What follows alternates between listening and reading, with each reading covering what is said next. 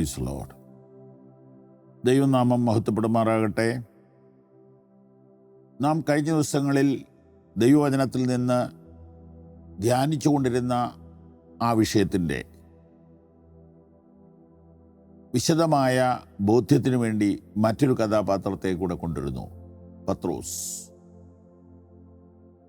പത്രോസിനു വേണ്ടി ദൈവം പ്രത്യേകാൽ ഇടപെടുന്നു. അത് എഴുതിയിരിക്കുന്നത് ലൂക്കോസിൻ്റെ സുവിശേഷം 22-ാം അധ്യായത്തിലാണ്. 31 മുതൽ. ശീമോനെ, ശീമോനെ, സാത്താൻ നിങ്ങളെ ഗോതമ്പ് പോലെ പാറ്റേണ്ടതിന് കൽപ്പന ചോദിച്ചു. ഞാനോ നിന്റെ വിശ്വാസം പൊയ്പോകാതിരിപ്പാൻ നിനക്ക് വേണ്ടി അപേക്ഷിച്ചു. എന്നാൽ നീ ഒരു സമയം തിരിഞ്ഞു വന്ന ശേഷം നിന്റെ സഹോദരന്മാരെ ഉറപ്പിച്ചുകൊള്ളുക. ഇവിടെ സാത്താൻ പത്രോസിനെ തകർക്കാൻ വേണ്ടി പദ്ധതികൾ പ്ലാൻ ചെയ്യുന്നു. അത് പത്രോസ് അറിയുന്നേയില്ല. കർത്താവ് അറിയുന്നു. അറിഞ്ഞിട്ട് കർത്താവ് പിശാചിനെ തടയല്ല ചെയ്തത്, പത്രോസിനെ ഉണർത്തുകയാണ് ചെയ്തത്. ഇതിനകത്തുനിന്നൊരു പാഠമുണ്ട്. ഒന്നല്ല, പല പാഠങ്ങളുണ്ട്. സാത്താൻ നമുക്കെതിരെ പദ്ധതികൾ തയ്യാറാക്കുമ്പോൾ ദൈവം സാത്താനെ തടയാതെ നമ്മെ ഉണർത്തുന്നതിൻ്റെ സന്ദേശം എന്താണ്? നാം ജാഗ്രതയുള്ളവരായിരിക്കണം. പിശാചിനോട് എതിർത്ത് നിൽക്കണം. പിശാചിൻ്റെ തന്ത്രങ്ങളെ അറിയണം.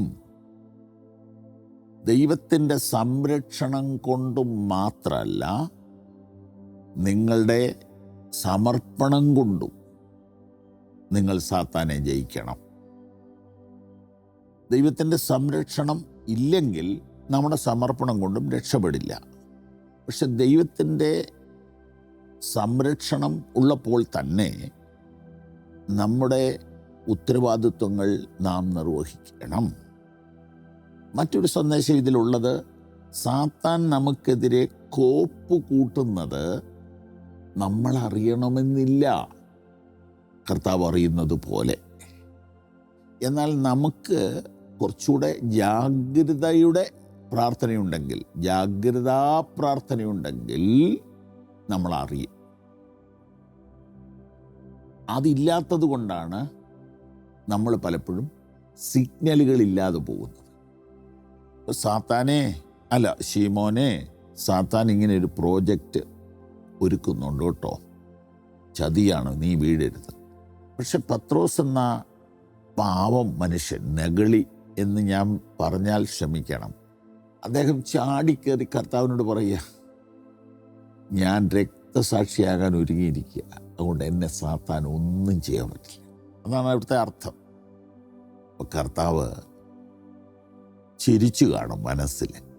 എന്നിട്ട് അവനോട് പറഞ്ഞു, നിന്നോട് പറഞ്ഞിട്ട് കാര്യമില്ല, നീ ഏതായാലും പിന്മാറ്റത്തിൽ പോവും, പിശാച് നിന്നെ കൊന്ന് കൊലവിളി നടത്തും. പക്ഷെ നീ അനുദപിക്കുന്നവനാണെന്ന് എനിക്കറിയാം. നീ തിരിച്ചു വരും. നീ തിരിച്ചു വരുമ്പോൾ ഓർക്കണം, ഇങ്ങനെയുള്ള മണ്ടത്തരങ്ങൾ മറ്റുള്ളവർക്ക് പറ്റാതിരിക്കാൻ വേണ്ടി നീ ഇത് സഹോദരന്മാരോട് പറയണം. അതിനുവേണ്ടി അദ്ദേഹം 2 ലേഖനങ്ങൾ എഴുതി. ആ ലേഖനത്തിൽ സാത്താൻ്റെ തന്ത്രങ്ങളെക്കുറിച്ച് ഒന്നിലധികം പ്രാവശ്യം പറഞ്ഞിട്ടുണ്ട്. അതിലൊരു വാക്യം വളരെ പ്രസിദ്ധമാണ്: നിർമ്മതരായിരിപ്പീൻ, ഉണർന്നിരിപ്പീൻ, നിങ്ങളുടെ പ്രതിയോഗിയായ പിശാച് ആരെ വിഴുങ്ങേണ്ടു എന്ന് തിരഞ്ഞ് ചുറ്റി നടക്കും. അതുകൊണ്ട് ദൈവം നമ്മെ സംരക്ഷിക്കും, എങ്കിലും നാം നമ്മുടെ കർത്തവ്യങ്ങൾ നിർവഹിക്കണമെന്ന് ഓർപ്പിക്കുന്നു. ദൈവം നിങ്ങളെ അനുഗ്രഹിക്കട്ടെ.